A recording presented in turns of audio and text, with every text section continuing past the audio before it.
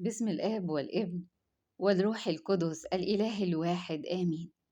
أهلا بكم في قناة البطل الروماني، لأنه به تفرح قلوبنا، لأننا على اسمه القدوس اتكلنا.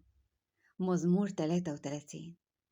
رسالة النهاردة من أمنا كلنا، العذراء الحنونة اللي دايما بتفرح القلوب. شفاعتها تكون معانا. أم النور جاية بتقولك اطمن، ما تقلقش من أي شيء، لأن ربك هينهي كل أحزانك بفرح عظيم وجبر ملوش مثيل. ده بيدبر لك أجمل تدبير، هيستجيب أكيد لسؤال قلبك، وهيصلح كل اللي مكسور جواك وكل اللي تلفته السنين. ربك اللي ليه كل المجد وحده حاسس بيك وعارف كل اللي بيدور حواليك، شايف كل المعاناة اللي انت بتمر بيها، شايف دموعك اللي مش بتخلص، حاسس بوجعك وحزنك، وصوتك وصل لعنده، وعلشان بتناديه ومتكل عليه هيفرحك. ما مهما تقل الحمل عليك والتجارب زادت، مفيش حد في الكون ده كله غيره يقدر يرفعها عنك. ما تخافش، هيبعت ليك المخرج، هيبعت ليك الطريقة اللي يخرجك من كل اللي انت بتمر بيه، هيعوضك عن كل أيام صعبة انت عشتها، هيحقق طلباتك وأحلامك، هيعوضك خير وفرح عظيم.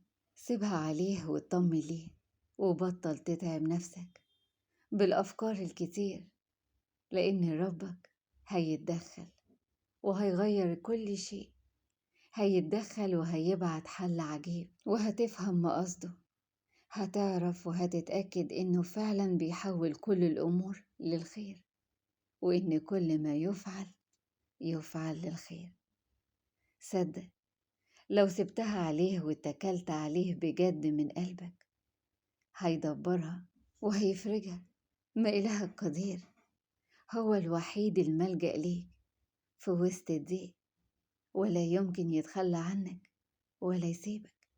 هيبعتلك المعونة وهينتشلك وينقذك من كل اللي انت بتمر بيه، وهيديلك الفرحة اللي بتتمناها، هيفرجها عليك ويغير الحال. ده عنده حلول ما وردتش على بال، وتدابيره دايما بتفوق العقول. هو حاسس بيك ولا يمكن ينساك، هو اللي قال لا أتركك ولا أهملك، عيني عليك من أول السنة لآخرها، ومن يمسك يمس حدقة عيني. شايف غلاوتك الكبيرة عند ربك؟ هو في حد بيحبك بالشكل ده ويتخلى عنك؟ لا يمكن.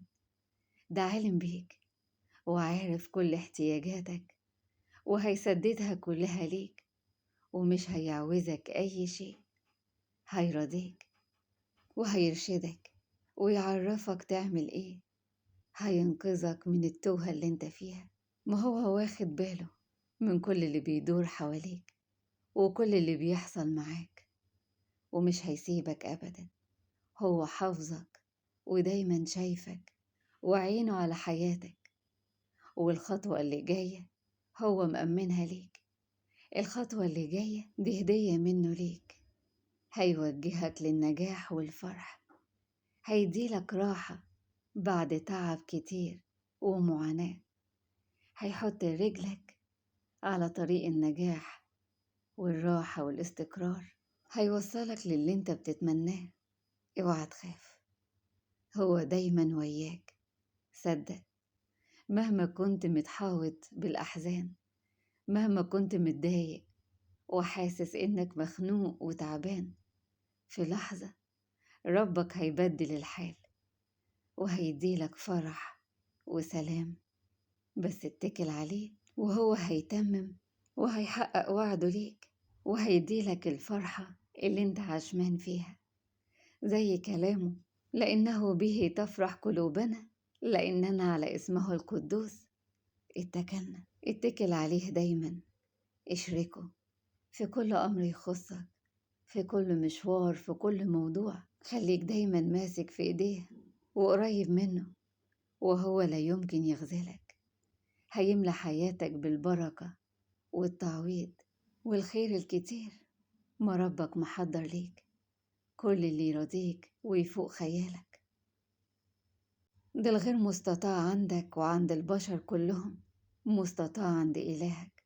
اوعى تخاف مهما طال الانتظار، مهما التجربة زادت عليك، مهما كان الليل طويل هيعدي بسلام.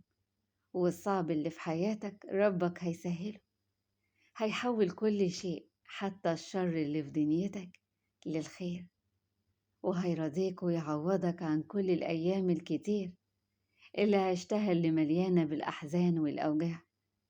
هيعوضك بفرحة وراحة، وهيؤمر والكل يطيع. هيؤمر كل الأبواب المقفولة هتنفتح في الحال، وهتنتهي الأحزان والضيقات، وهيجي الفرح والتعويض، والأزمة هتعدي، والمشكلة هتنتهي بسلام. هيصنع معاك أعظم معجزة اللي هتنسيك كل ألم ووجع وحزن، وكل اللي فات هيبقى مجرد ذكريات، واللي جاي هيبقى خير. ما ربك مش ناسيك، ده انت شغله الشاغل ودايما مهتم بيك، شايل ليك خير كتير، شايل ليك تعويضات عظيمة عجيبة، وهتيجي في أوقات أغرب، أوقات انت ما تتوقعهاش.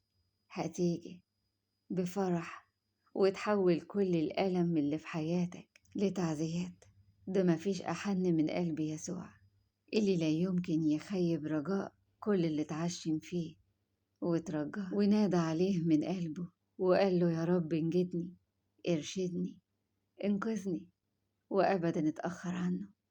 يسوع هينقذك وهينجيك، وهيفتح لك أبواب كتير، أبواب رزق، أبواب فرح، أبواب سلام وهدوء وراحة بال.